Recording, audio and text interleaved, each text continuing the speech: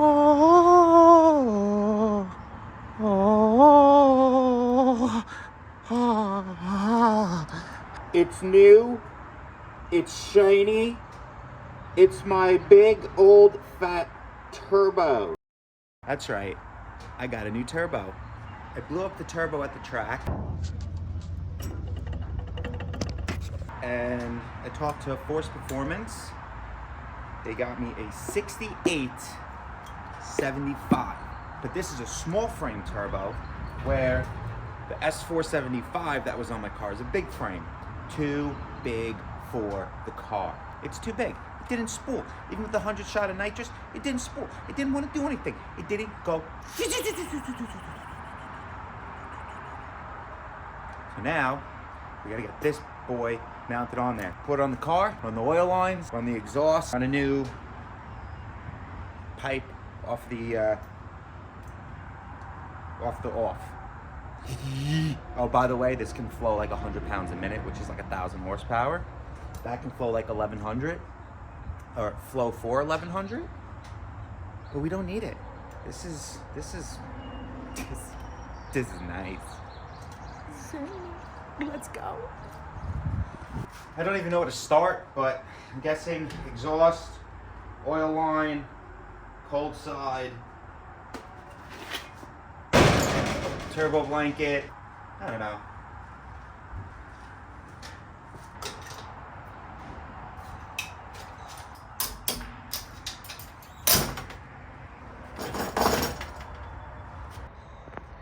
Look at all that oil. Wait. Look at it. Look at it.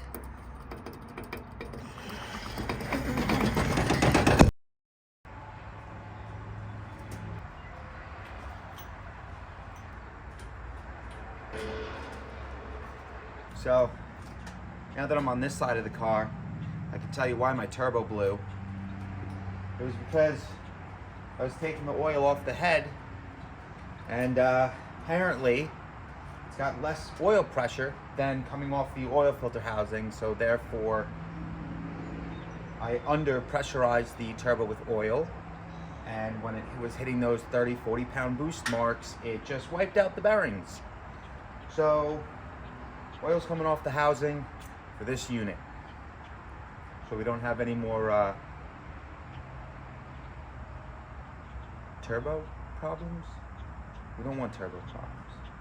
No, let's just keep going.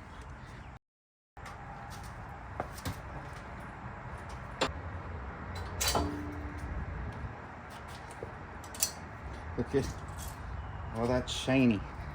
Look at all that shiny in there. Yep.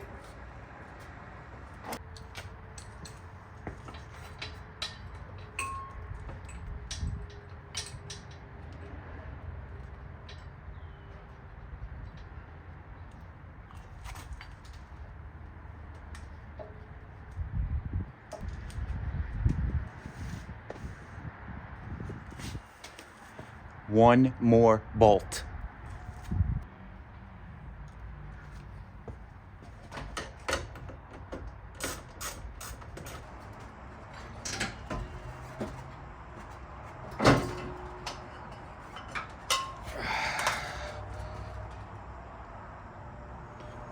Garbage.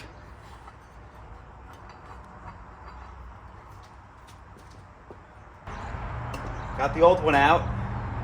This is the new one. So you can see size difference.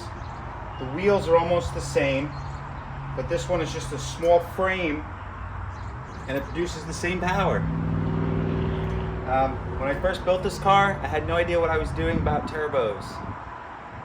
Didn't know anything about them, didn't know CFMs, didn't know pounds per minute, didn't know the wheel sizes. I just said, let's get the biggest turbo I could find, and I did. And now it's biting me right in the tuckish. There are some parts that I have to swap over, nothing special. I have to swap the oil drain from this one to this one. So let's go ahead and get this on.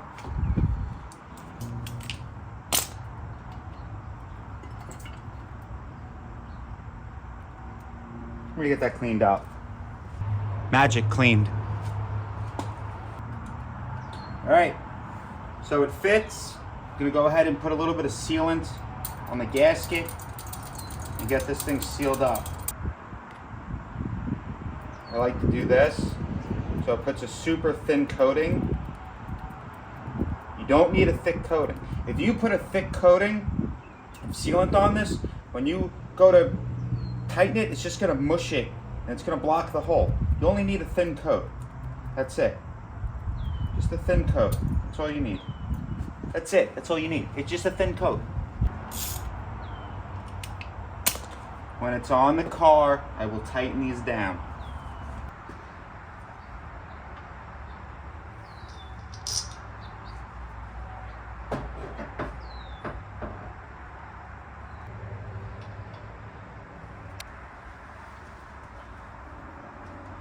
It fits. Holy guacamole.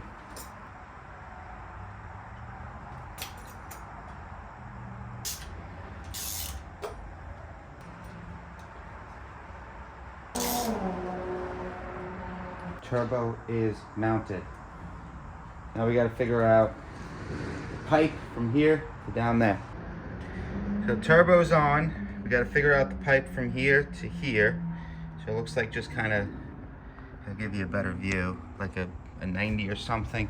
So I'm thinking I'm gonna cut this here and kind of see where this can fall into place, if it will work. And then cut it down, take this off, bring it to the machine shop, get it welded.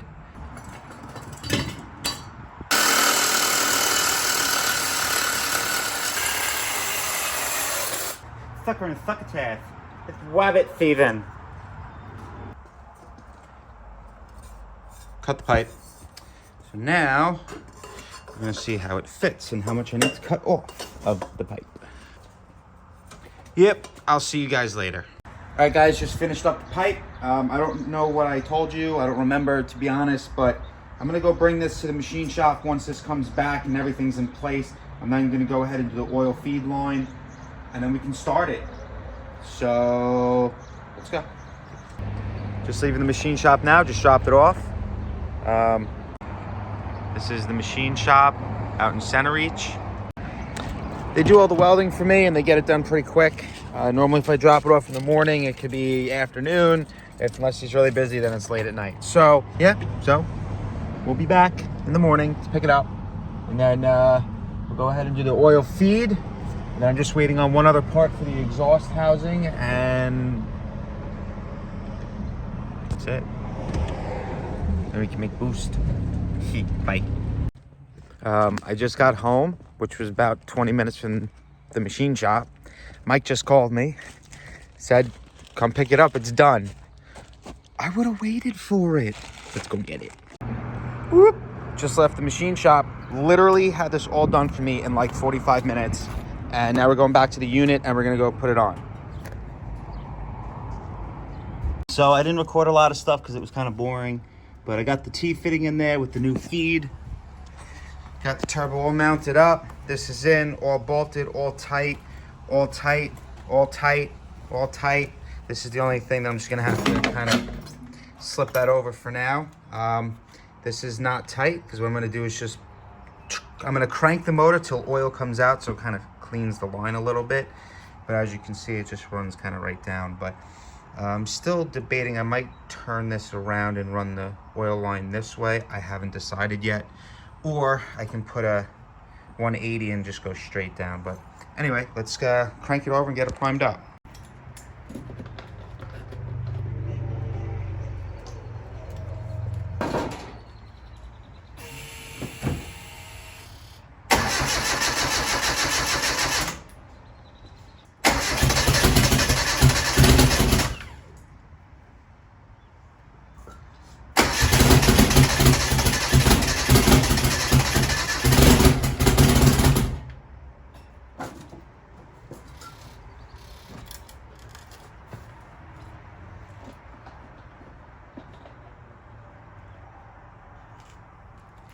Gonna need an oil change. Oh well, we got oil. I'm gonna go prime the fuel and give it a start. And Hopefully it doesn't blow up.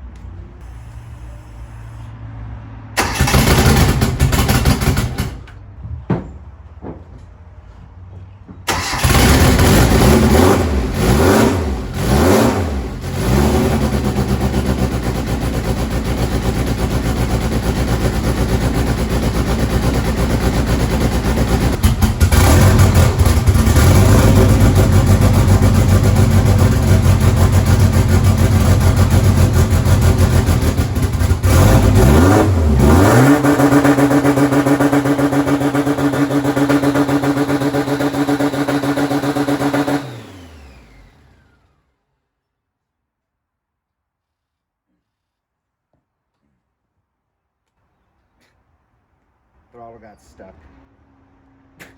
See you later.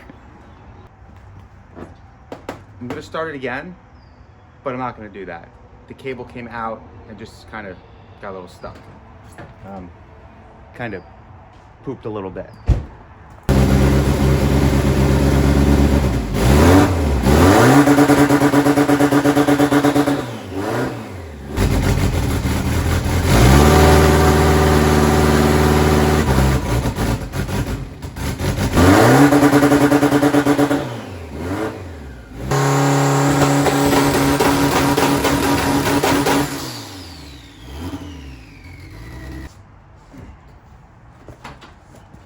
Okay, the new turbo works.